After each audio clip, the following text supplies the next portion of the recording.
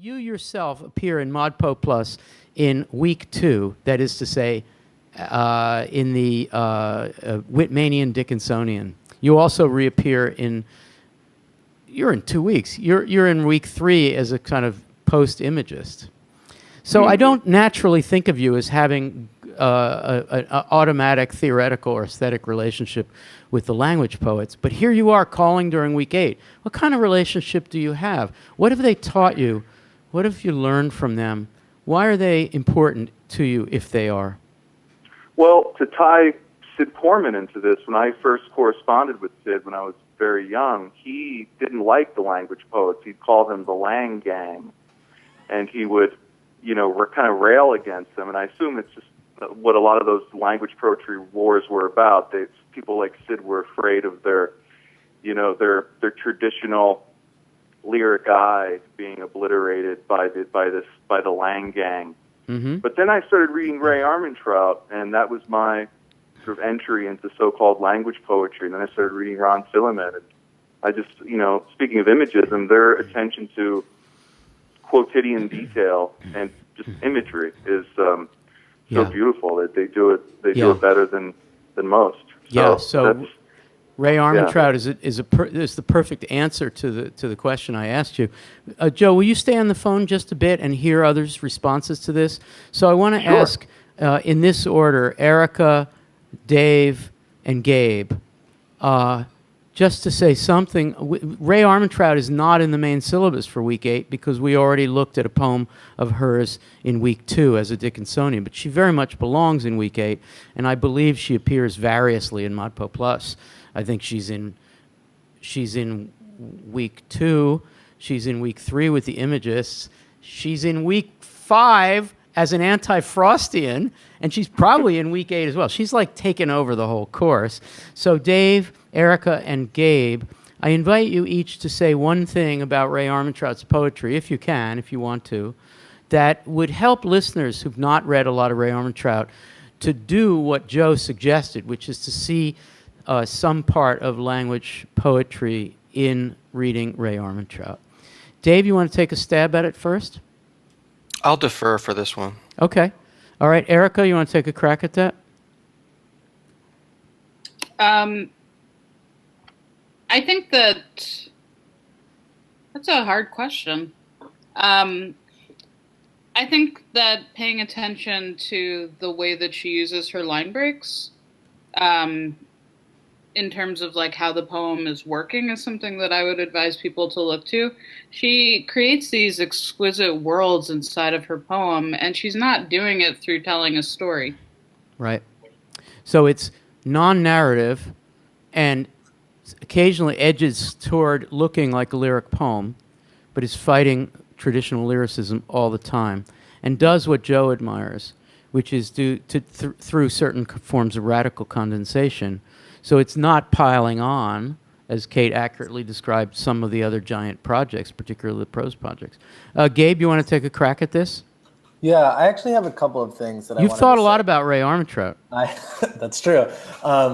The first thing I wanted to say is more related to like how you were talking with Joe about images and stuff like that. I think that Ray Armentrout does not trust images as like solid things we can accept and understand as being there and perfectly transmittable between two people, which I think is really interesting. Like for a lot of the 88ers papers in Imagist Week, I recommended Dusk by Ray Armentrout, which is a great short poem that I think sort of embodies her distrust of images.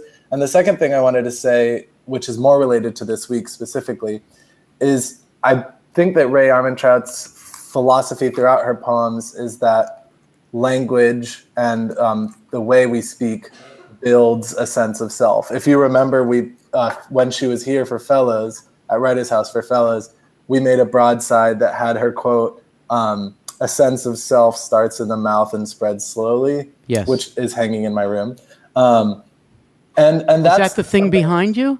No, this is also Ray Armentrout. This is her poem "Hey," about a receipt blowing in a parking lot. Can you read that, please? Yeah, it says, "Sound may be addressed to you, or it may not. a receipt blown crazily across the parking lot was perhaps a moth. It's a good poem. So Sid Corman would have loved that, right? sure. Just to recuperate. Well, Joe's basically said that. I mean, Sid's first reaction to the language poets was they're trying to ruin the lyric I. Ray is dispensing with the lyric I as a consistent thing, but it's there. Anyway, go ahead, Gabe. I'm sorry. Yeah, I just wanted to basically say that her understanding that language constructs the self and not the other way around seems integral to a ton of the poems this week. I mean, that seems integral to the Bob Perlman poem that we just talked about, Albany, certainly my life, which seems to be the central theme of my life. So it's a great, she's great to read for this week, I think.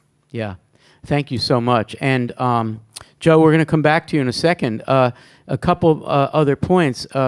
One of the consistent things across the language poets, including Ray Armentrout, is the concept that there are multiple subjectivities, that when you grow up, you are language, that is to say, you are the object of language that socializes you to use language in a certain way. And Ray Armentrout is such a genius at hearing things and building into poems subjectivities that could be other than her, could be an earlier version of her, could be the daughter of her mother as opposed to the mother of her child, and there's a constant shifting around that's so important. The other thing I would simply observe is that the poetic and personal relationship between Ron Silliman and Ray Armentrout is something that has yet to be explored by critics, because the hundreds and hundreds of written letters and the 5,000 emails that they've exchanged over the years. Ray very rarely writes a poem that she doesn't share with Ron, and then Ron reacts to it. He is a very different kind of poet, and the two of them could collaborate so closely suggests that there's a great alignment in their aesthetic. And I would love to write that book, but Ron won't show me the 5,000 emails. Where are the emails, Ron? You're hiding the emails. Anyway, Joe, how are you? Are you still here? I'm fired up, Al. So. Kate Colby's here, and you guys have something of a burgeoning connection of what I described with Ron and Ray. It sounds like you guys are collaborating a lot, right? Or quite a bit over the last 2 years. Yeah, we trade poems multiple times throughout the course of a week. Yeah, and that's an amazing thing. And you're very different kind of poets. Very different, yeah, but there's some similarities, but yeah, quite different. I mean, yeah, especially in our subject matter and ear and, well, pretty much everything. Joe, I'm going to put you on the spot, and I'm sure Kate's not going to appreciate all the attention here, but while we have you, one person received a copy of Kate's book, but it would be great if other people, went out and looked for them. So can you say one or two things to ModPoers who are listening about Kate's work that would recommend it to them? Sorry, Kate. Well, I think I know Kate is a master at the book-length poem. All of her books are self-contained works, and reading a Kate Colby book is really taking a master class in how the book itself kind of becomes the final poem of the book. I think Robert Frost said something like that, actually, but it's they're beautifully constructed volumes, and I admire that about her work, the long form aspect of it, which is something that I don't do, but admire in her.